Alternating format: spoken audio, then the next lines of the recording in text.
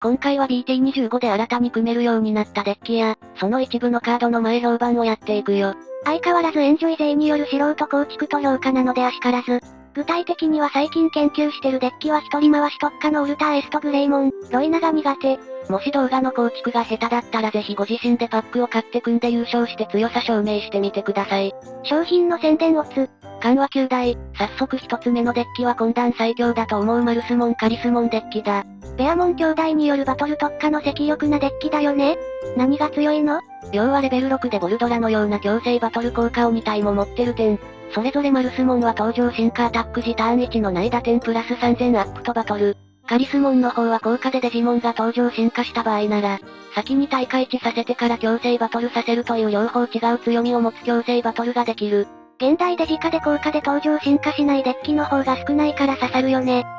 トレーニングやスクランブルのディレイだけでもカリスモンの餌になるし、なんなら消滅させても不屈で即誘発するしついでにターン1もリセットされる。マルスモンの方はオリンポス12神なので DP1 万3000以上がいるという条件で軽減登場もでき、さらに TS がバトルに勝った時ターン1縦吐きもある。対しカリスモンは12神じゃないので軽減登場できないが、デフォで再起ブロッカーに不屈を持ち、さらに登場進化時レストとロックもある。それぞれ単体で完結してるが、他の新規でさらに強くなれる。例えばレベル5の2種はそれぞれ1万3000以上のアタック時と、自身がバトルに勝った時にマルスモンかカリスモンにノーコストで進化可能。この効果による進化によってカリスモンのバトル効果も誘発するよね。他にもトレーニングによる進化でも誘発されたりするので好相性。あと今回のデッキからバトルに勝ったというのが誘発条件に多いので、これも前段のボルドラのように消滅できなかったりセキュリティとのバトルだったりでも誘発される。特にカリス側のレベル3と4の進化元効果も勝った時にドローだから手札補充にもつなぐ。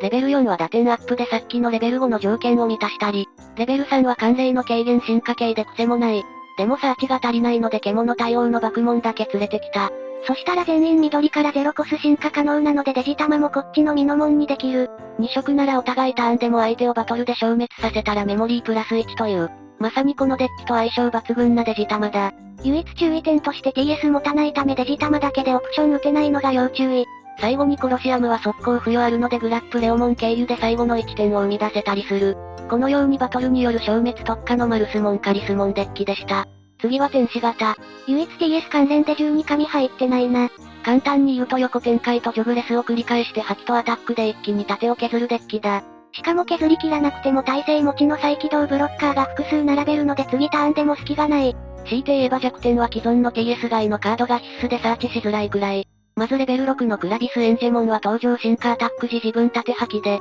相手ターンまで自身にデジモン効果耐性を付与。さらにお互いターン盾減ったら展開しつつ再起ブロッカー2体付与できる。単体だと防御よりの効果だけど他のカードはガンガン相手の盾も削るよね。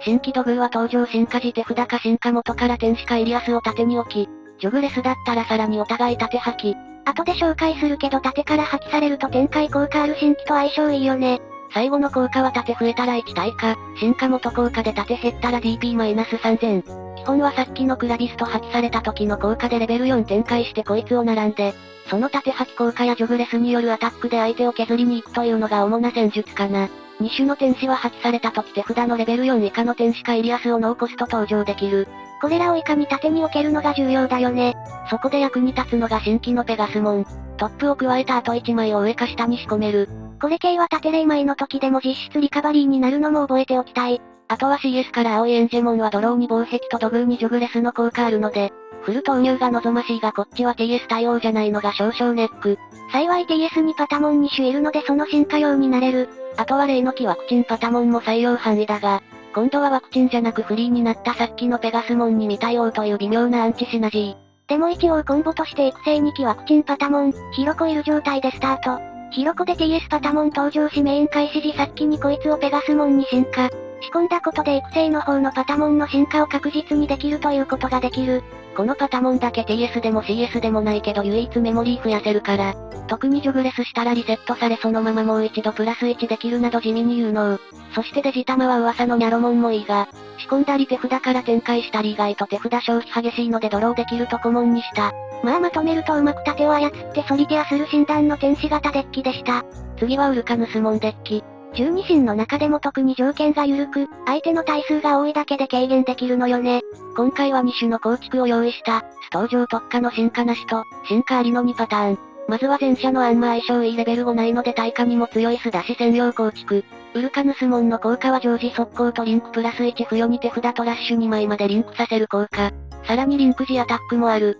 専用リンクの紙の用では手札交換後トラッシュ1枚をエリアのデジモンにリンクする効果。最近やっと知ったけど TS のリンクはその効果で育成にもリンクできたんだね。自身のリンク効果はウルカヌス門に S アタックプラス1と再起動にリンク破棄で耐性付与。他のリンクオプションは自由枠だな。そしてオプション打つのでダンカナンも搭載。ダンカナンとウルカヌスのアタックのタイミングは被らないので、特にウルカヌスで速攻を得た味方のデジモンをダンカナンでアタックすることもできる。そしてウルカヌスの全体耐火も強力なのでホメロスで毎ターン打ちたい。他は4枚しかないウルカヌスや必須オプションへのサーチ手段としてのレベル3たちによるアグロ。最後にさっき強かったマルスモンもリンクで打点上昇したウルカヌスなら条件満たせるので採用。縦吐きとウルカヌスの速攻付与で最後の1点に貢献してくれる。そして不採用になったエリアオプションだが、ウルカヌスいる状態でダンカナンで打つとマルスモンが出せてそのまま2点取れたりする。というリンクを扱う進化なしのウルカヌスモンデッキでした。そして今度はそのエリアオプションを採用した進化型。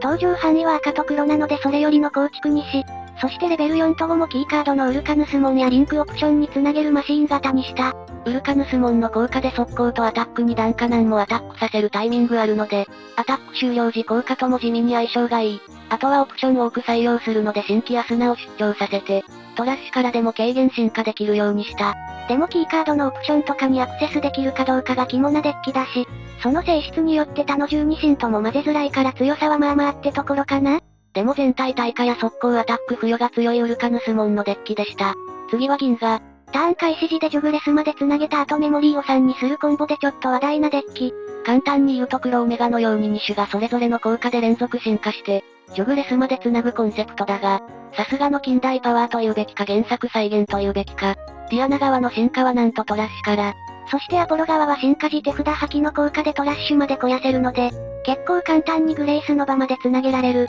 でもやはり名称指定のコンボカードが大量にいるので、既存の TS サーチ札に加え、ウッコモンに穴章まで採用してる系構築にしてる。今回の新規は既存と違ってライトファングナイトクロウ持ってないから混ぜづらいよね。三角補テーマーは何でもいいので手札破棄と相性いい紫ヤマトにしてみた。そんな銀河だが最大の弱点はとにかく耐火に弱い。カリスモンといいウルカヌスモンといい、さっき紹介しただけでも強力な耐火多いからな。なので個人的にそんなに評価してないけど、でも表層というバトルに強い個性あるので相手次第でも積む可能性あるデッキとも思う。あと多分だけどジョグレスより毎ターンディアナのロックを維持した方が強かったり。次は三重視デッキ。まあ既存に加え新規を入れるだけ入れただけなので特に言うことがない。デュアルをうまくデジモンとオプションとして使い分けるのが使いこなすコツだな。次も一応レシピ載せる大門マサルデッキ。新規バーストモードでワンキル力が上がった。でもやはりルインの方が強い感が否めなかったりする。特筆点といえば最低でバーストモードのデジモン側効果でもオプション効果として打てるので、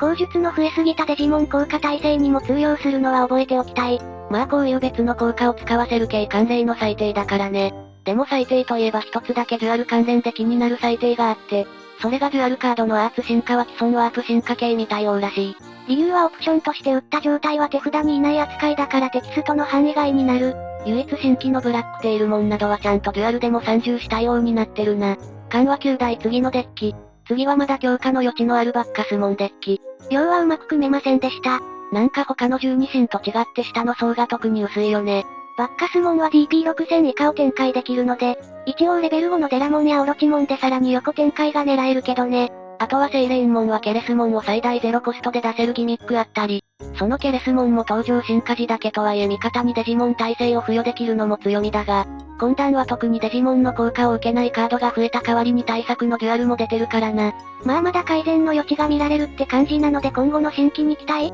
次は新規でさらに強くなったアイビオモンデッキ。主に新規のレベル5とユノモンが入れたことで新たな動きができるようになった。単純に進化先が増えたのもあるけど、ユノモンの効果でそれらレベル5を直接登場しても効果使えるので、アクティブになったりボルテクスで実質速攻を得たりでまた詰める力が増した感じ。減ったセキュリティはユピテルでリカバリーすることで相性補完もできる。あとユノモンのデジモン一体を縦シュートの効果は除去はもちろん、自分のデジモンに使えばデコードでアイギオモンが出せる動きも強力。次は少しだけ強化入ったタイタン族デッキ。新規3色タイタモンは展開力の代わりに除去に耐性を得てるので、デジタマもそれに合わせ新規の相手ターンで手札破棄することでアクティブになるドリモンに。手札破棄がトリガーでタイタモンが除去飛ばせるので実質相手のアタックを制約できる。他は既存とほぼ同じ。次はアプモンの最後の緑枠を埋めたリブートモンのデッキにしようかな。本日のデジモン耐性の再起ブロッカーその2。リブートモンはデフォデイスアタックプラス1と再起動にリンクプラス1を持っていて、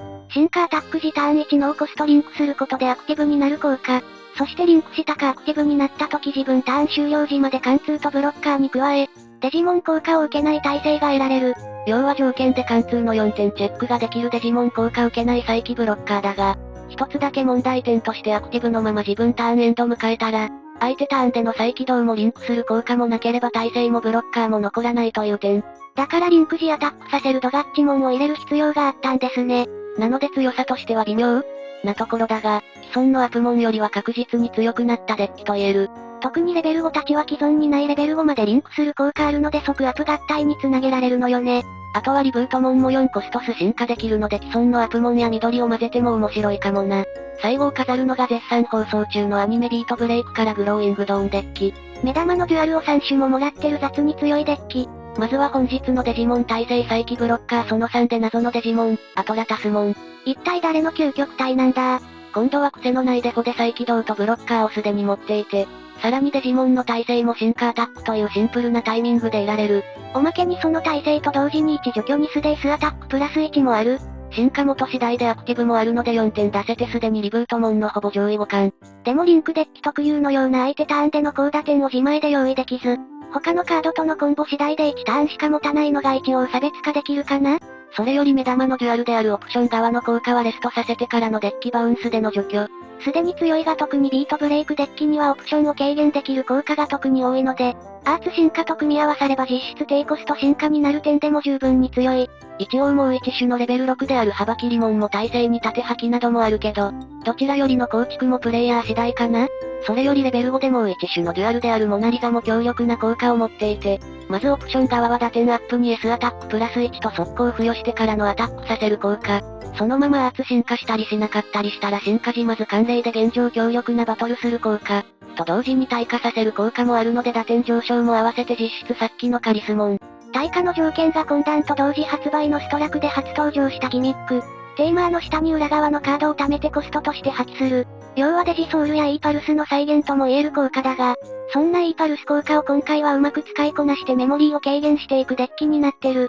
例えばレベル4たちはそれぞれ進化時やオプション使用時 E パルスを破棄することで軽減。トモローもオプション使用時限定だが即時型でさらに軽減を重ねられる。まあ前述のようにデュアルを多くもらえたこのデッキなら実質進化コスト軽減につなぐ。なのでこれらを駆使して戦う雑に強いのが、今段新たに登場したグローイングドーンデッキだ。最初現行アニメもあって今後強くなると少々見くびってたが普通に環境レベルと思いました。その鍵となるのがやはりデュアルという新たなギミックがあるだからだろう。そんなデュアルが初登場した今段のデュアルレボリューションは5月16日発売だ。他にもさっき紹介したタイストのデッキやセイバーズなどいろんなデッキが組めるようになる。というわけで今回の動画はここまで。ご視聴、ありがとうございました。今、冒険が進化する。